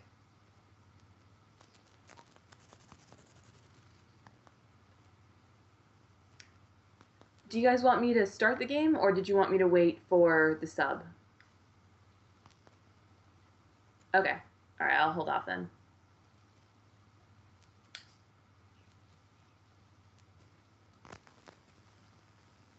All right, so I think they did just confirm that Epic is going to be their sub. So as soon as Epic joins the party, then we'll be able to start the game, and then we'll get into the lobby, and you will see all the lovely third-person perspective that we have for tonight's match.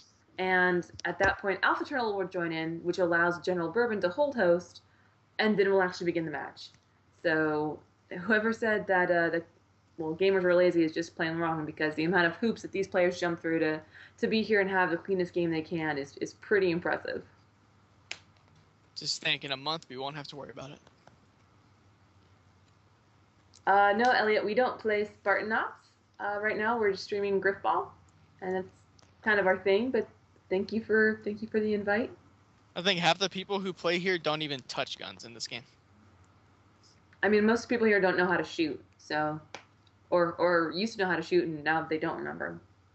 I used to be really good, and then I kind of discovered Grifball and Reach, and that was the end of that. Yeah, I used to be pretty good in Halo 2, and then I discovered Grifball in Halo 3, and that was... Something often overlooked right now at the Master Chief Collection is that Halo Combat Evolved. Xbox Live debut. I for one, am very excited to try that out, because I never played Halo Combat Evolved multiplayer before. Well, I mean, it was hard, because the only way you could do multiplayer was on LAN. Exactly. So yeah, there's never been online Combat Evolved multiplayer. So that should be a lot of fun. And I think it'll be very nostalgic for old geezers like myself. Yeah, I wasn't able to play it, but I played that game pretty much every day when I got home from school. I just kept playing the campaign over and over again. So it's it did need the multiplayer to be a fantastic game, but the multiplayer hopefully will just make it even more ridiculous than it already is. Rage is also an admin, so I'm sure you could ask him too. So you got 2 admins for the price of 1. Oh yeah. Well, I'm sure if you guys needed Rage, I'm sure he'd plug in his mic for you guys. He likes you that much. All right, Rage, they need you, sweetie. Oh, okay. All right, Rage to the rescue.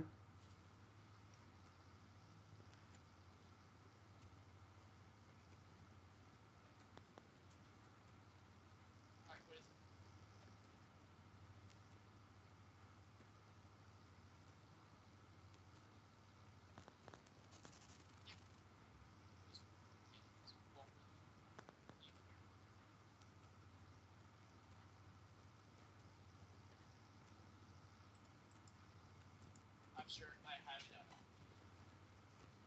If he would have said no, then you really should screw me.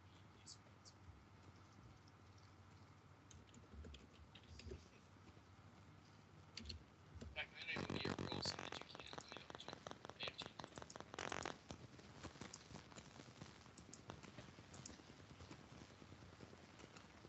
Oh yeah, single time. But I've always All right, so we're just having a little bit of a problem with getting the final player into the lobby. As soon as that's sorted out, we'll get the games all started. So we should be getting started here in just a few minutes. So thank you all for your patience and working with us as we work on Grifball time, which is reliably 15 to 20 minutes late all the time. Oh, yeah, except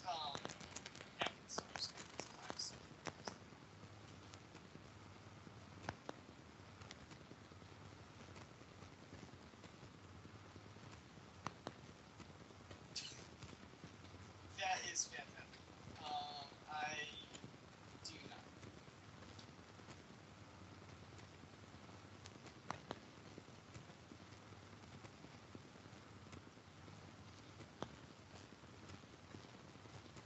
Alright, we'll figure it out. You guys are gonna use it.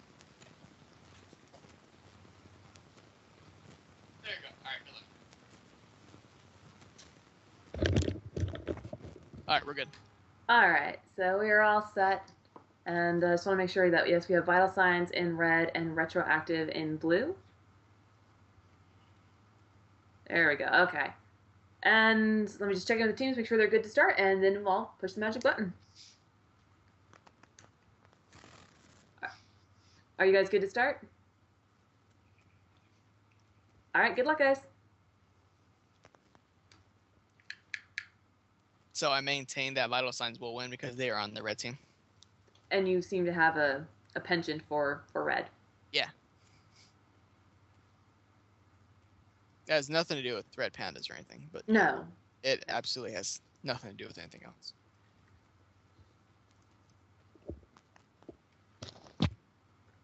All right, so if it looks a little lopsided, it is, but don't worry.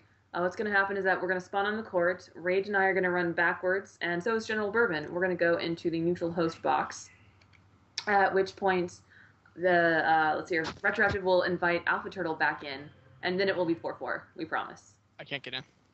Bourbon needs to move his butt. See, it's a really good thing that that we had this little delay here to get Alpha Turtle in. That way, if he actually did do that, then we can send him a message and not miss anything. Yeah, so when you go walk backwards through the teleporter, you actually have to move out of the teleporter space, or as any Halo player knows, if the teleporter is blocked, you may not pass. So thankfully, Bourbon graciously moved out of our way, and we're able to get in and give you this lovely bird's eye view of the court. And as you can see, all right, Turtle just joined. So what's going to happen now is the player is going to chuck the ball. The player is going to chuck the ball. There we go. And once the ball resets, the game will be on. So a little bit delayed, but always a good time. Retroactive versus Vital Signs, your AGLA Pro Week 4 Wednesday night Grifbrawl matchup. The winner of this game will have the division lead in Division 4, and the division winners go to playoffs. So it's a very important game. Yes, and being Week 4, we're over the hump of mid-season, and so it is definitely time to make or break teams. The time for screwing up and being allowed errors is rapidly closing on these teams. So Vital Signs immediately got that tip off, and now we get to see if that Rain and Martin tanking combo is going to work. Although it looks like Martin has the ball, so they kind of just totally did something different there. So great defensive stand by Retroactive. They were backed up all on their line, and they managed to stand tall, and now they really have Vital Signs in a There's a kill on the runner. Ball's And that's right going to be there. a pick up and a score. So immediately a big turnover right there on the plate for Vital Signs, and Retroactive is going to take that lead. So the runner was just kind of left alone there. He had tanks there, but the runner had, well, when the sword came in, there was nothing he could do. No, and just like that, one turnover, one mistake, and it's points on the board within the first 30 seconds of the match. And because I love to compliment Ace, right before that happened, Ace just ran up, got a triple kill, and just destroyed everybody on Vital Signs, which opened up that play to happen. All right, so once again, Vital Signs comes up with the ball off the tip-off, but it looks like Retroactive's getting them into some hot water pretty much immediately. But yeah, Vital Signs is going to have to push back a little bit as Retroactive's tanks push them back. But with all their tanks up, it looks like they're not going to have a problem pushing up here on the near side now. We got Martin right in front of the runner, which I cannot tell who it is. It looks like, well, he's going to throw it off now. So now Epic is gonna go pick that up. So the amateur sub that Vital Signs is using is actually their designated runner right now. So a lot of pressure on him to step it up. I mean, that's kind of the point of having the AMI call up is if you need them, they should be there to step up for you. And so far, getting that stiff arm right there, he definitely has. Yeah, there've been it's a big opportunity for amateur players to get these call-up plays because they're spending most of their time in the amateur league, and while they really get to develop their time there, there's nothing quite playing in the pro league and getting that top talent to play against. Yeah, it's definitely a great chance for them to kind of make themselves known because it is a bid league. You do need people to know your name. You do need people to know your skill set. So being able to have these AMI call-ups is not only great for the pro players because then they don't have to forfeit games or, if someone's, Xbox Red Rings or something, that they do have a recourse. But it's also really great for the amateur players as well.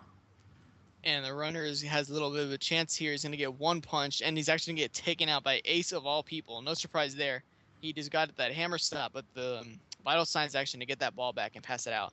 So they're going to avoid that. That was Martin who had the heads up to be able to get the ball and just instantly pass it back. No second thoughts, no doubts. And that is Noflex forcing a turnover.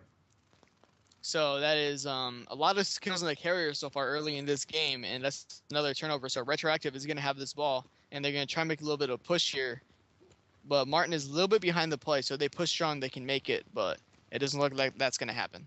But they still got two tanks there, and the push is now dead because they died. Yes. That is generally what happens with pushes when your tanks die. So does the push. So we've got Noplex and Ace taking up top, trying to create a pathway to the plant, holding strong in the 3 formation there. Here comes Turtle trying to cut into the center, and it looks like they're just going to be able to push across, and very close there. I thought that maybe that would have been a goal line stop, but nope. I think that was that Rebs or Noplex? That was Rebs. Rebs? Yeah, Rebs got a big there was when there were 3 tanks there for Vital Signs, Rain and Martin were bunched up together. One died, and then Rebs came in and took out Rain. And after that, it was pretty much smooth sailing all the way to the plate. So smart play by Rebs there, and he's stepping it up like I hoped he did. I think smart is probably the best way to describe Retroactive's play so far. They've been pretty good with the bomb, have caused turnovers, but haven't caused them for themselves. And here, Ace just terrorizing the runner again. They instantly have him in the corner, Vital Signs has won each and every tip-off, but they just have not been able to do anything. And even though they've had the bulk of the possession, when Retroactive gets possession, they strike pretty fast. Yeah, definitely. When you have Ace in the team, I'm just gonna compliment him the entire time. I mean, it just opens up opportunities for everybody else on your team. Like you saw there, after he got some kills there, all it took was Rebs to get one punch, and then Noplex was already waiting there, and by that point, Vital Signs had no chance. And actually, Vital Signs here with a chance of scoring, they do get it. So Epic's going to run right through the tanks and get that score. That was a pretty ballsy maneuver because he just pushed aside a hammer and just slid for home. Definitely could have been a stop, but great job on the AMI call-up to making things happen for his team.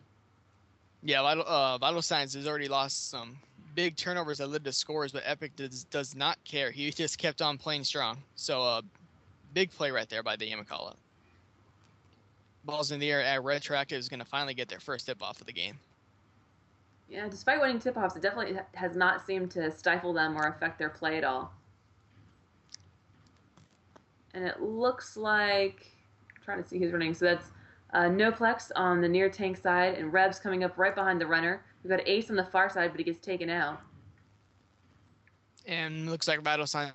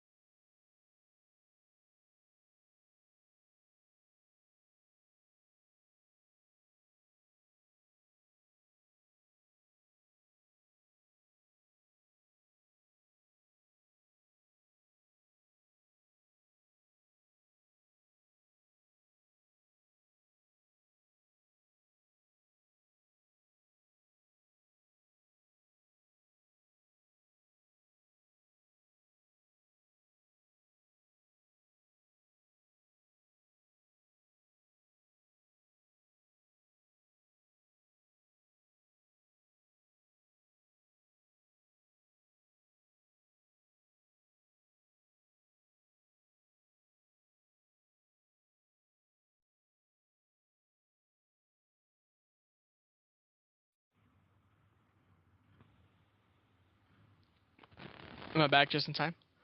Just back in time, yep. Oh, okay. Skype is very mean to me. It has a history of doing that. All right, well, I think the audio dropped out too, so I don't think it was just you. But we are back just in time to see a lovely third goal by Retroactive. So Retroactive, again, has only won one tip-off. Actually, they're going to win another one, so the tip-off all of a sudden is just 3-2, and immediate turnover once again. So some strong defensive plays by the defending Sword so far in this game by both teams. The runner is alone here with Rain. He's going to get a couple kills, and the pass is deflected, and Retroactive is actually probably going to get that turnover real quick. But Epic is going to fight for it, but it's not going to matter. Retro is going to get the ball, and a big play by the defender who deflected that pass. Yeah, that's something that you're definitely seeing a lot more in the pro games. Oh, Epic, turnover. Another turnover. Nope, they're going to hold on to it. That's something you're seeing a lot more in the pro games. Not so much in Ami, but it's definitely there too, is using the hammer to deflect those passes. It's always an interesting arm race between offense and defense. It was the same thing in Halo 3 with the launches and things like that, is that you first learn how to do something really cool on offense with the ball, and then it takes people a while to figure out how to defend against it. And I know in the very start of Halo 4, people were very frustrated with the fact that the runner could just throw himself out of danger. There's a pass to the plate, and they're going to get that. Wow, beautiful. Perfect pass. Yeah, it doesn't get much better than that. Ace held his ground. Once again, like I said in the pregame, Ace on your plate is going to lead to a score for Retroactive, and he just stayed alive there as long as he could, and it was long enough to get that perfect pass. I did not see you through it, but it was right on point for the score. Yep, you couldn't ask for anything better. Yeah, back in Season 1 of the Bid League is when passing really started to become a viable part of your offense, with one-hit wonders being so successful at it. But the last several seasons, teams have gotten really good, individual players especially, at this and hammering away those passes. So the passing game is not nearly as effective as it once was, but if done correctly, it's still a really good part of your offense. Yep, and again, it's balanced. And you can see somebody just lurking in the back there. That is epic, and Reactive Winners over here with the ball, getting punch after punch, opening stuff for his tanks. Epic is still there, but there's still 3 tanks in the way, but Martin is trying to clear all he can. But he's going to get taken out, so Vital Sign's going to have to back it up here. And that is so rough as a tank when you feel like you're going beast mode and you're tearing it up and you're just wondering, runner, where are you? I mean, Epic is doing a great job for Vital Signs right now. He actually leads the team in points, almost leads the game in points except for Rebs. So, yeah, he's doing a great job in his game here in the Pro League. Now, there was some discussion earlier about whether they could use him a second time. Do you know what that was about? Yeah, the rules are you can only use a amateur sub once, but unofficial rule, I've always said that if you can figure out the situation on your own without the admins coming in, you can do it. I mean, the captains have all the power in the world, and they get the stuff done. And in this case, it really wasn't that big of a deal. I mean, it was perfect thing for the team to do, is to check with one another and then to check with an admin, and that's exactly what we want to see from our top tier players, is that things aren't always going to go right. There's going to be stuff that happens, and you're going to have to figure it out, and we want you to figure it out, and just make sure that you're all in check and you're good to go. Because what we got here instead is we actually got a somewhat exciting game going on, instead of it being rescheduled or a 3v4, which is absolutely the last thing we want to have happen. Yeah, nobody enjoys that. It's not fun for either team. No, it is not.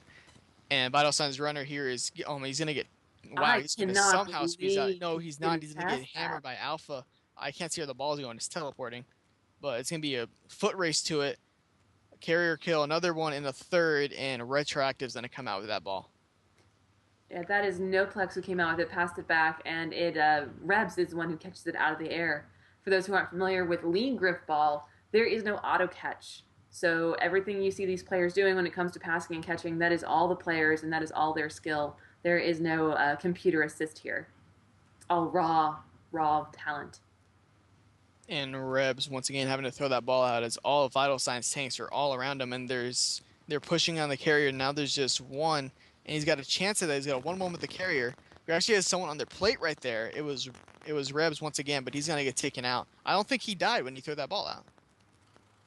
Yeah, I think he knew that he was kind of in trouble, though. He had no supporting tanks. The person on the plant was not long for this And world. But we here's got a another stiff arm and push. just a Another big walk play in the by park. Rebs. He had one tank to beat, and he took him out. And after that, there was nobody there in Vital Signs to stop that. And Retroactive is going to get a pretty easy 5-1 game. So now, And do you you can't think really that blame it. Well, do go you ahead. think that pulling Epic in made a difference one way or the other this game? I don't think it mattered at all. I mean, you can look by watching the game and even looking at the stats. It's not like he was a liability for this team. He was doing a great job, but in the end, Retroactive just took advantage of all their opportunities. They had a very small window for their first goal to kill that runner and score it, and they took advantage. Ace was on that play. He got that last kill and scored it immediately on that pass. So they're just playing a very flawless game, except for that. No, that was Vital Signs who actually turned that over. So it has nothing to do with Epic. Retroactive is just playing really good Grifball right now. Now, for those who might have missed kind of our pregame show, what does this win mean for Retroactive? This is going to be a big win for Retroactive because right now the 4th division is really weak right now. I don't think any team was over 500 yet, and the only one team out of that division is probably going to make playoffs. So the winner here is going to lead that division, which is going to be Retroactive. So the division games are absolutely a must-win at every scenario, especially this one because it finally separates them a little bit, gives them a little bit of breathing room. All right, This so ends Vital Signs' win streak of 3. Of course, we have 9 rounds of Grifball to play, and we will play all 9 rounds because talking about playoffs, sometimes it can come down to goals scored or goals scored against similar opponents, and it can get real nitty gritty when we start having percents and fractions. So even though the game is decided in favor of Vital Signs, or in favor of Retroactive, excuse me, the fact that Vital Signs is still in the hunt for a wild card, every goal matters. Yes, absolutely. I know the first 2 seasons specifically, the top 2 teams. Oh my God, there's another kill on the carrier for Retroactive right on the plate, and he's gonna get taken out right again though. So Vital Signs is gonna escape anyway. But as I was saying, the first 2 seasons, the top 2 teams actually had the same record, so goals per game was absolutely going to come into play. And then season 3, I think there was a 3-way tie for second, which once again, goals per game came in to be a tiebreaker come playoffs. Yep, and I remember not only was it goals per game, it ended up being because goals per game was tied for one of those, and so they had to go to goals per game against the same opponents. Yeah, and that is a very annoying process to go through. So it's just win those garbage rounds so it doesn't come to a tie again, so we don't have to go through all that. Please and thank you. And here comes Vital Signs. They got a push here. Reactive winner getting multiple kills here, but the runner is not going to get that push in. No, there it goes. Going to get one punch and walk it in. So Vital Signs going to get their second score of the game with Infinite Rain punching with reactive winner getting what looked like a triple kill, maybe even an overkill. All right, so that is going into the 8th round. So again, we do play 9 rounds, so we got a couple more to go. Looking at the scores here, it is pretty even. Both teams have one person into the over 1,000 points here. For Vital Signs, it's actually Epic, their call-up. And then after that, they're all pretty much around 800, 900 points. And that's crazy because watching this game, it doesn't feel like it's been pretty... It doesn't feel like it's been close. It feels like it's really been dominated by Retroactive. Yeah, Retroactive has been the tanking has been pretty back and forth, but Retroactive has been the one that's been making the big plays that get them the scores.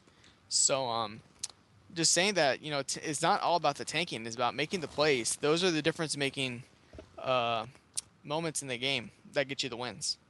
It's kind of like saying Retroactive and Vital Signs have a similar offense and defense, but Retroactive special teams is just a head above. That's one way to look at it. I mean, even early on, Vital Signs was dominating the tip-offs. They won the first 2, but they were down 2-0 after those rounds. So Retroactive just once again making plays. There's a runner getting taken out. Vital Signs is not going to pick that up. Retroactive is going to clear them out. Yeah, so just stuff like that. The scrambles. Retroactive is winning every single one of them. Yep, that's Noplex with the ball for Retroactive. He's got Rebs on his far side. Ace at the plant, but Ace gets taken out. So well done by Vital Signs because that is not a small feat. No, it is not. To evict him from your plant. And runner's gonna get popped up once again. He's gonna get taken out. That was Ace who took out Epic. And Ace has got one tank in front of him, and it's just Martin. Let's see if his tanks can come in, and they will, and that's going to be another walk-in score for Retroactive, making it 6-2. They just make it look so easy, don't they? That they do. A little interesting stat here is that most people see Alpha Turtle as the go-to runner for Retroactive. He's the only one without a score, and everybody else has 2. Slacker. Yep, he's getting carried. All right, now he's just sharing the love. Well, that's how he set up his team so that they can carry him. He's very public about that.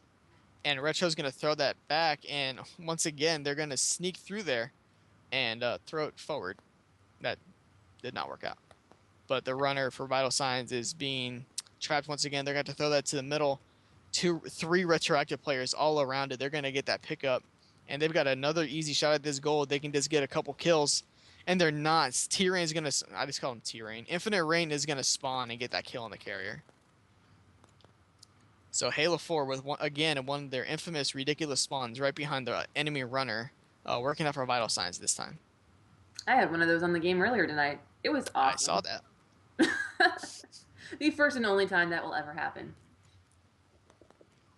Yeah, that's always some of topic is the ridiculous spawns on the runner. That being said, you don't want to just let that happen. As a runner, you got to recognize that it's going to happen no matter what. So you might want to just stay off that back wall as often.